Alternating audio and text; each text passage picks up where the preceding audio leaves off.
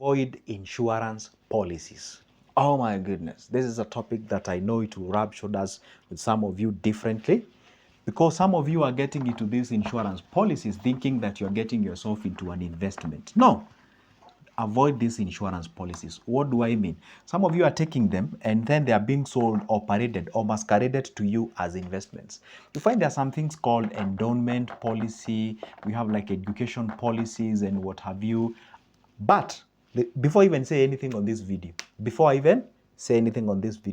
if it is about health policy, that one, take it. If it's about car insurance, whatever, that one, take it. If you are taking an insurance for your investment, let's say for your property, and that one, take it. That is not what I'm talking about. I personally love insurances on that perspective, but not let them parade these ones as an investment. I remember I had some, not even several. How many of you have ever shown up to an insurance company? You are interested with, let's say, for example, a money market fund, or let's say a balance fund, or a bond fund, or an equity fund, or a fixed investment fund. Or let's say this one is the popular kid in that category of mutual fund, money market fund. You show up to them, you'd like to open a money market fund, say with company X.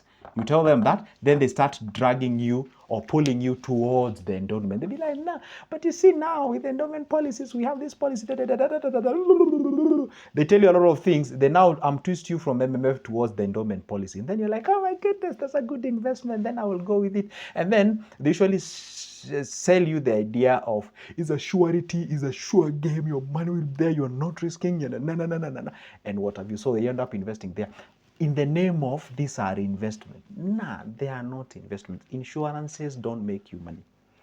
Insurances, they insure what makes you money. Understand those two things. If you go the endowment, the whatever, because sure, they will make you some interest anyway if you then you have to calculate. But then if you realize how much they are making you using this vehicle of policies, vis-a-vis if you were to go say bills or the bonds or something like that way, you could have actually made more. And either way, it means your money is at risk. Either way, it's a fact. Insurance company can go down and whatever. I know they'll give you a whole of a million reasons why, I don't know this one, if that they'll give. You see, in this world, it's only for the darers.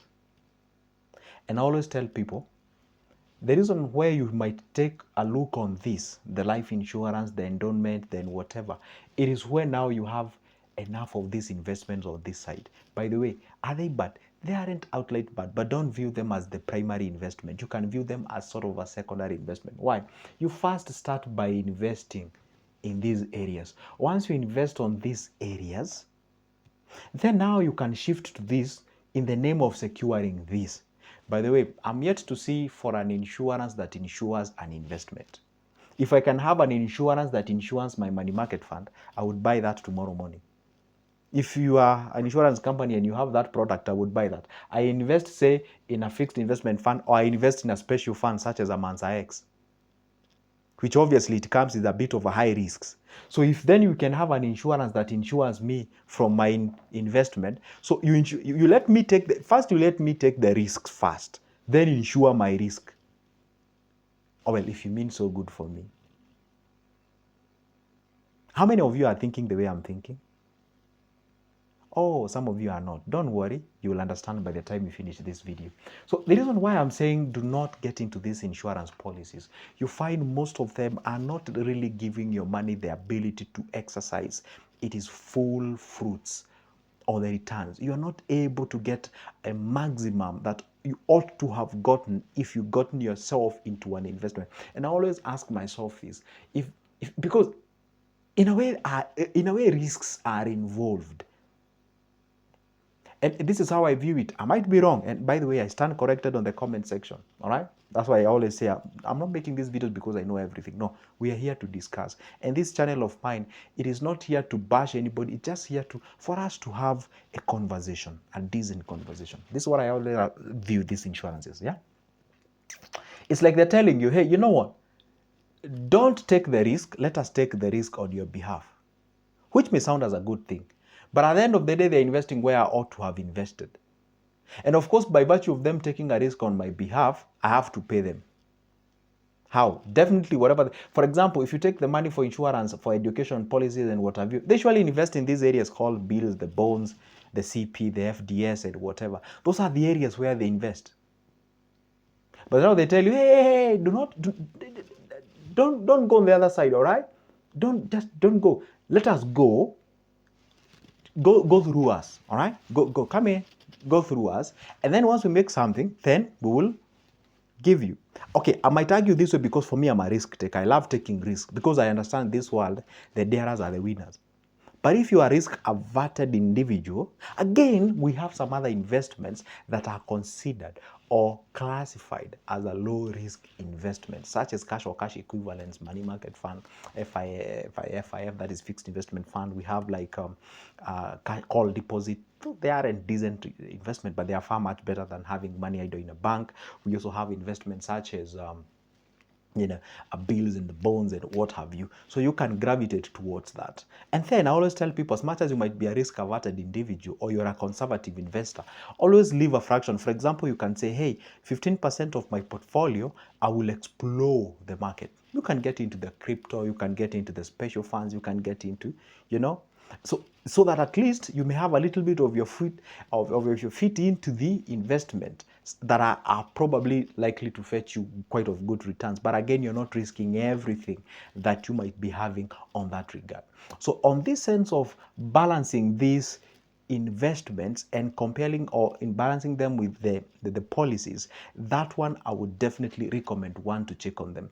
Why? You find somebody, reason why I'm telling you this, guys, I meet a lot of clients physically, and you find somebody telling me, hey, I got into this so and so policy, this is what I was promised as a return.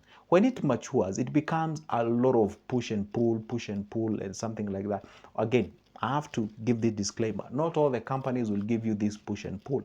Some of them are very good. It's like you taking an insurance of a car and then something comes in, you now need their help. It becomes a whole, I don't know, how can I say this? It's a whole another push and pull, like, hey, wait, this, do that, before you even get help out of your cash, or rather out of your contribution. Now, what happens is this.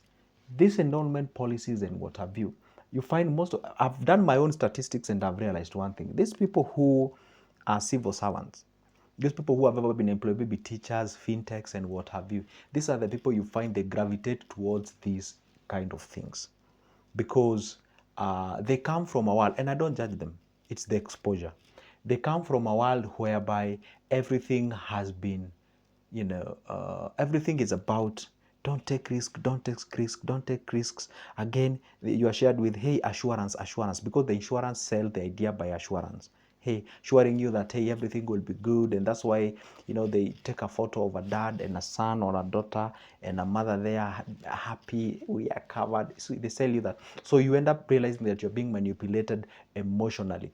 And they know people. One thing about people is that people buy anything and everything emotionally, then try to justify it with a logic.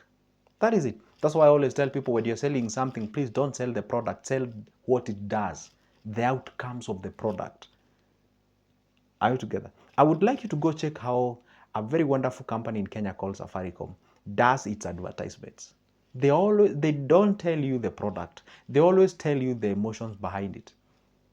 Just go look the first advertisement of M-Pesa, the mobile money transfer, the kind of an advertisement. They sold convenience, reliability, happiness, family coming together, they blending into the society and something like that. This is why you find those politicians who are very smart, when they go to do a campaign in, where we have the Maasai people, they have to do the shuka thing, and they have some spear or something like that. If you go to a different community, where they're selling the cat, you have to appear with a bunch of cat and something like that. Now you're blending in. Those are called non-verbal cues that, you I don't know whether they are called, I'm not really expert on that, but I can just call them whatever I can. See, now what happens is that these policies, they usually set that idea of the emotion, the security is assured. Your kid will go and educate. Even if you've not been in a position to do that, we will actually educate the kid, we'll cover your kid until you do then wow, I would love my kid to get the best education, whatever. So you end up buying the product. emotionally, not with logic, emotionally. Some of these products, if you are to think, not to feel, if you are to think through, you'll actually get out of them tomorrow morning. But most of you don't think about them. You actually feel, then you get into it. Then later, you realize that your money hasn't given you a full beneficiary that ought to have given you. But are they bad? No. Are these companies that issue this bad? No. Would I recommend them? You can go. But before you go, make sure that you have a fraction or you have a section of your cash that is realizing good and decent return from the other end. By the time now you're exploring this side, then you'll be in a better position rather than jumping into this. You see, listen, these two sides, this is more of safety. Of course, almost everyone plays safe, isn't it? But safety here, we are talking about emotional security. Emotional security. I mean, who here wouldn't love to hear that, you know, you are insured life and you all those, almost everyone would love to hear about that, the assurance about their life and whatever, because we all know that the most unpredictable thing about life, it's unpredictability. You really can't tell what exactly will happen. Now this side, it's more of safeguarding your money, safeguarding to save. Is it allow me to use that term, safeguarding, to safeguard. On this side is to grow. Now tell me, somebody has been employed today, you are a fresh employee. You got a job, say, at 25 years. You are lucky. You are one of the lucky people. And then immediately, instead of going the investment way, you shift to the safety. You're playing safe too early. I don't know, get policies. Yeah. So I saw a certain person who even got an education policy. Like, it's too early. Go this side. Once you go the other side, explore, get exposure. Let the world teach you some 2 or 3 things. Understand. Then once you take the risk on this side, once you exhaust this side of growing your money, then now you can shift on this side. Okay, fine. I have some this, but I don't know how this can go. But if it goes well, then I'm good, I'm secured, I'm safe. And then you go to the other side. Now, this is when you talk about this. But remember, there's some disclaimer I gave you. There's issues to do with the insurance on health, on cars, on properties, and that one is non-negotiable. Those ones, just go take them. Just go take them. Go. There's nothing wrong with those. I'm simply talking about these funny policies that we are having nowadays that are being paraded as investment. Please be very careful, because we are having a lot of them out there. And if you do not know, you can actually be taken advantage of. Then at the end of the day, it becomes an issue. You know, some of you are not even getting paid. Some of you, if you get paid, then you realize that your money hasn't given you quite of a decent return out of it. Anyway, hope I've made something or a sense out of it. If I did, go ahead and hit that like button. If you need my service, that's my number. Shoot me a text on my WhatsApp. See you in the next one.